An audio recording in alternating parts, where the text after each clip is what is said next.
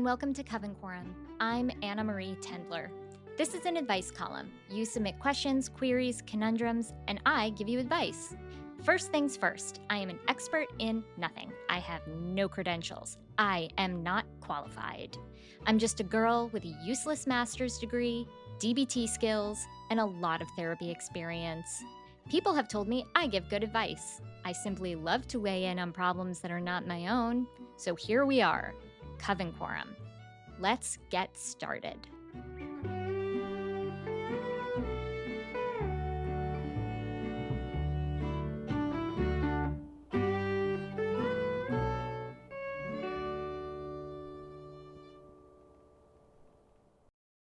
Hello, Coven, and thank you for joining me for episode 9. I want to talk about one battle after another. No spoilers. There will be no spoilers. I just want to say how much I loved it. I have not loved a movie this much in so long. It is a movie, a capital M movie. It's why I love cinema. Might I say, this is Sean Penn's greatest performance. I wonder if maybe he should retire. I don't mean that in a mean, snarky way. I mean, like, he's older, he's had a very long career. I have to imagine he's a little bit tired. He's won Oscars. What else is there for him to do? Retire now. What more do I want to say? We got a true complex female character in Perfidia Beverly Hills. I just loved it. Tiana Taylor, Regina Hall. Wow, wow, wow. And then there's the Leo of it all. Guys, I love Leo. I know he went to Jeff Bezos' wedding. He flies private while advocating for the environment. It's not great. But I do think he is our generation's greatest actor. Leo can take a C plus movie and make it into a B plus movie. Example, Body of Lies. There are only 2 films of his that I try and pretend do not exist. The Great Gatsby, what even was that? And Don't Look Up, which I will not elaborate further because if you don't have anything nice to say, you shouldn't say anything at all. Oh, and I didn't see J. Edgar because, come on. Leo always gets snubbed for Oscars. The Academy finally gave him an Oscar for The Revenant. Did I cry when I watched that? Yes. But do I think that that was the movie that should have gotten him an Oscar? Not so much. I'm not saying I didn't like it. I did. But I think that he mostly got the Oscar because famously the shooting conditions for that movie were very harsh. They had a short amount of daylight and it was extremely cold, etc. He had to be in like cold water. TBH, I don't think someone should get an Oscar because they were chilly while filming. Allow me to share with you my favorite Leo movies. Titanic, duh. The Departed. The Departed is peak Leo to me. The Aviator. Were I to have chosen his Oscar film, it would have been The Departed or The Aviator. Those are indisputable Oscar performances. And by indisputable, I mean do not try and dispute them with me because you will not change my mind. They are perfect. Catch Me If You Can. Hell, give him an Oscar for that too. Inception. That is one movie going experience I will never forget. I saw it in IMAX at the Lincoln Square Theater, and the collective noise that the entire theater let out when that film ended and it cut to black, I will never forget that. Shutter Island, great. Revolutionary Road, amazing. Do not watch it while you're depressed. Also, I gotta say, don't sleep on the beach. I mean, sleep on the beach if you want to, it's your life. Don't let me tell you how to live it. But what I mean is, don't sleep on the movie The Beach. It's not good. But Tilda Swinton is in it, and obviously she's great. Plus, Leo fights a shark. And there's a whole section where the movie goes into video game mode for no reason. One of the greatest sadnesses of my life, that is right, one of the greatest sadnesses of my life, is that Scorsese and Leo were supposed to adapt the Eric Larson book, The Devil in White City, which is one of my favorite books. And Leo was going to play H.H. Holmes. And let me tell you, I would have been the first person in the theater, but it seems that will never come to fruition. It was also listed on Leo's IMDb page that he and Martin Scorsese were going to make Rasputin, with Leonardo DiCaprio playing Rasputin. That's wacky as hell. But would I see it? Absolutely. Let's do questions. Our first question comes from Jessica from Brooklyn. Hi, Anna. I am a recent college grad facing adulthood, independence, and uncertainty of my career. On top of that, I am in love with someone 10 years older and much more established.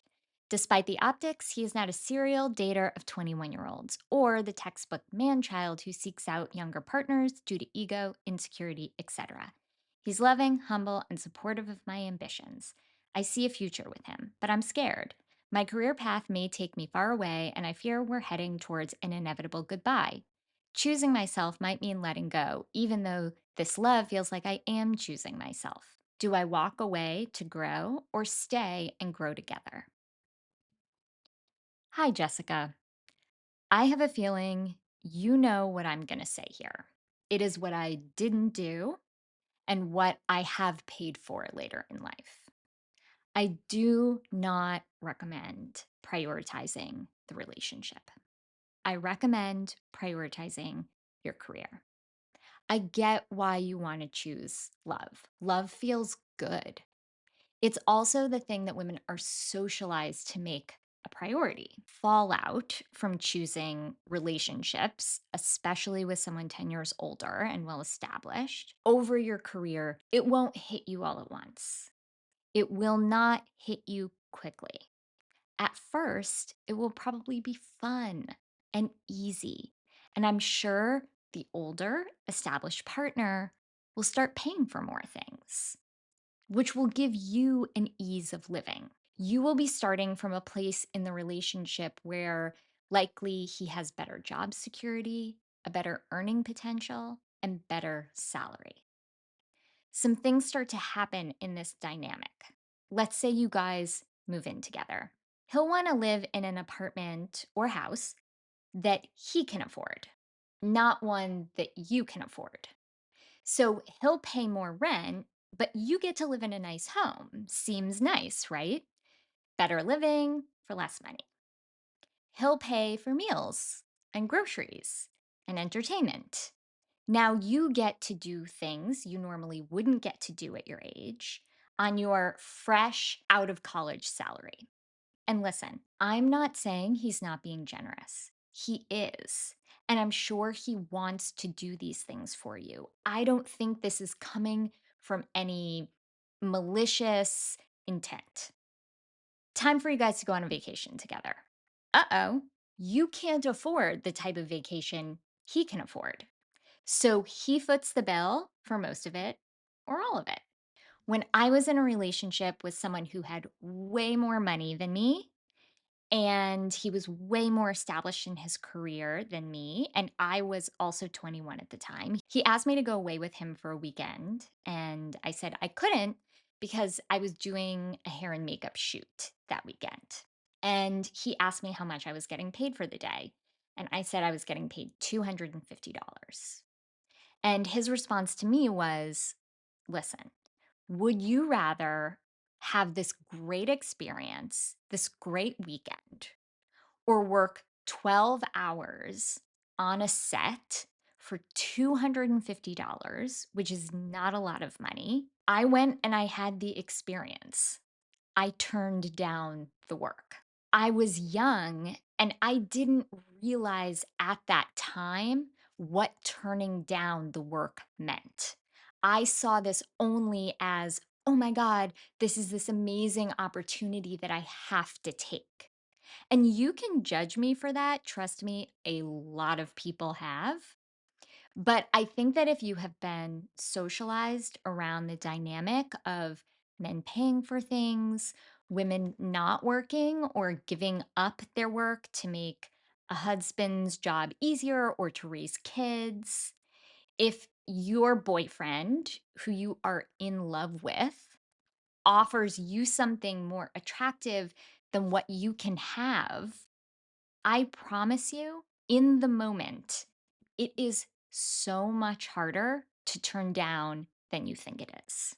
I'm sure your life with this person would look great and fun, but over time, there is a chance that you have gotten yourself into a situation where you're living above your means, you're dependent on somebody else's money, and breaking free from that is absolutely terrifying and hard to do. And your career possibly isn't in a place where you can make it on your own. Let's say the amazing happens. Things go great. You get married. You have a kid or two. Now, someone needs to step back from work to take care of kids. Who makes more money? He does. Whose career is more established? His is. So even if he doesn't want you to have to give up your career, you both may agree that since his is stable and higher paying, yours is the one to sacrifice. I think in this situation, you're a bit trapped. And if it ends or you need to get out of it, your quality of life may plummet. You might have trouble making money on your own because you didn't prioritize your career when you were young and set yourself up for stability. I am not doubting that this guy loves you. I'm sure he does. But you will see as you get older how very, very young 21 is. I'm 40 now. And when I look back at 21, I basically group that into my teenage years. When I was 31, I had absolutely nothing in common with a 21-year-old. A 31-year-old who wants to hang out with a 21-year-old is a flag to me. And the flag is not green. I'm not saying there aren't exceptions. Of course, there are exceptions. It's also worth mentioning that the older you get, the less age gaps matter. But right now at 21, you are so much easier to control. You are much more likely to go with the flow to make somebody else happy. You have less of an understanding of who you are and are more likely to let yourself be shaped by the older person you are with. Flat out, that will just not serve you. I hope you will choose yourself, choose your career. You're so young. You will meet so many more men, make your own money, figure out how to support yourself. I didn't see that modeled to me as a kid. And I think that that is true of a lot of women because our society is set up for us to make less money, to be the caretakers, to not go for what we might want out of life. If you and this guy are meant to be together, he will circle back into your life. Security that you can build on your own, experiences that you can build on your own. That is choosing you. Our next question comes from Mimi from Connecticut. Beautiful state. I think I've finally come to terms with the fact that I need to break up with my longtime boyfriend. But the thing is, I've never broken up with anyone before. We've been together for 15 years. How do you end something like that? Casually over dinner feels weird, but so does a scary sit down convo. Does one get a hotel afterwards? How do you go about sorting out your stuff? Honestly, the logistics of it all make me want to not. Any advice is so appreciated. Wow, this is something I've never thought of. 15 years is a long time. And yeah, okay, how do you have this type of breakup if there isn't any sort of inciting incident? I mean, I never want someone to get cheated on or have someone do something horrible to them, but I guess it does sort of, in a way, make it easier to have a breakup when there is a concrete inciting incident. This can only mean one thing. I can't answer your question. Just kidding. Of course I can. I'm going to work this out in real time. Unfortunately, you're going to have the scary sit down conversation. I'm sorry to tell you this. I don't see any other way. Casually over dinner would be weird. Can you just put it in an email? Guys, I'm kidding. Actually, I think that a scary sit down convo matches the weight of 15 years together. It's going to be shitty. You're just going to have to deal with the discomfort and do it.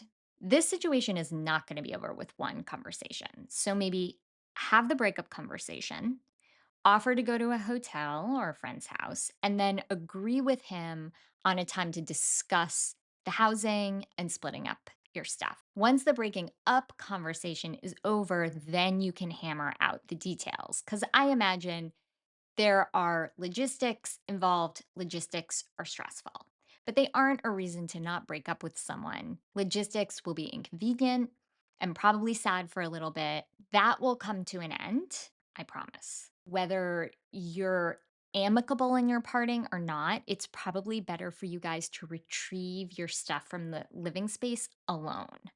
If you're moving out, ask him to be gone for that day, and vice versa if he's the one moving out. If you're the one going and cleaning out your stuff, have a friend go with you.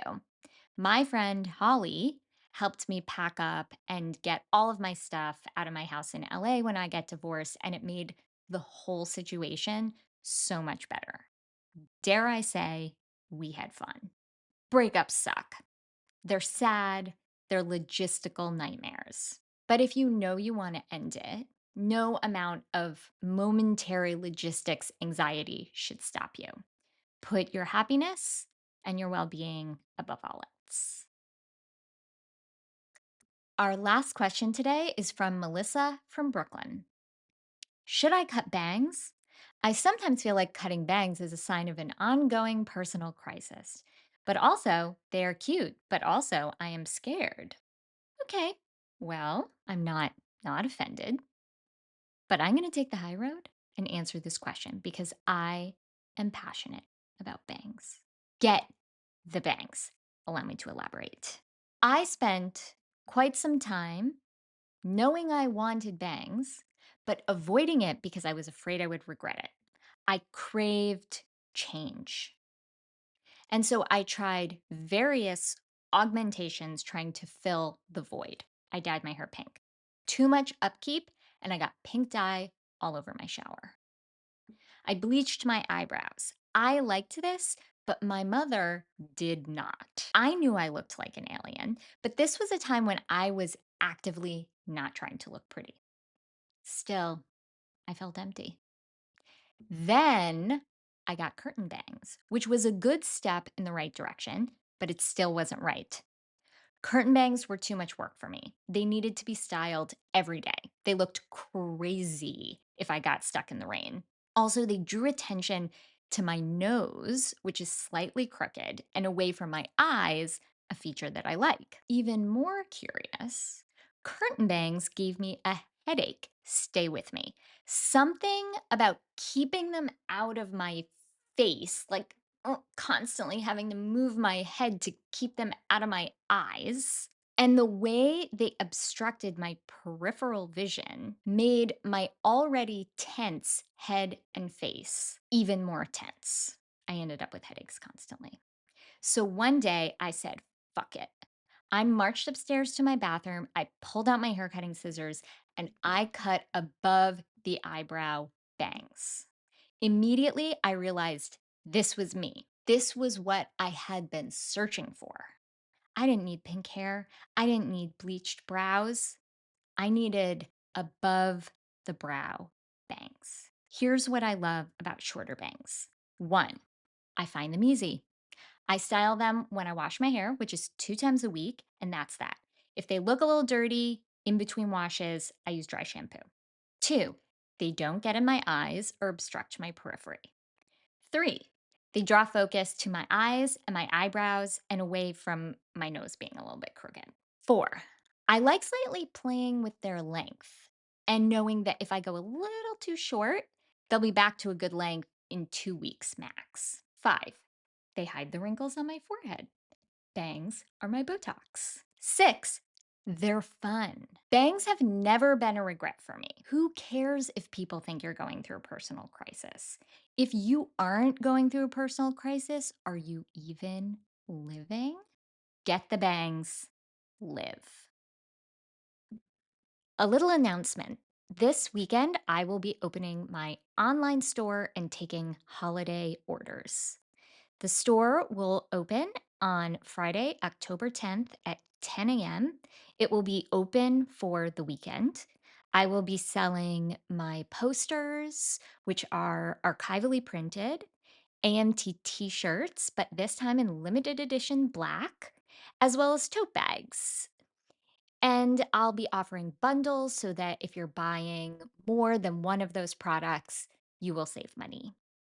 The store will be accessible through www.annamarietendler.com. I will also be posting a link to the store on Instagram when it opens. Thanks so much. Thank you so much for joining Coven Quorum. Coven Quorum is written, produced, and edited by me, AMT. The intro and outro song is Friend or Foe by Esther Rose. If you would like to submit a question, you will find the link to do so at the About page on my Substack, annamarietendler.substack.com, or in the bio of my Instagram, @AnnaMTendler. Until next time, take care.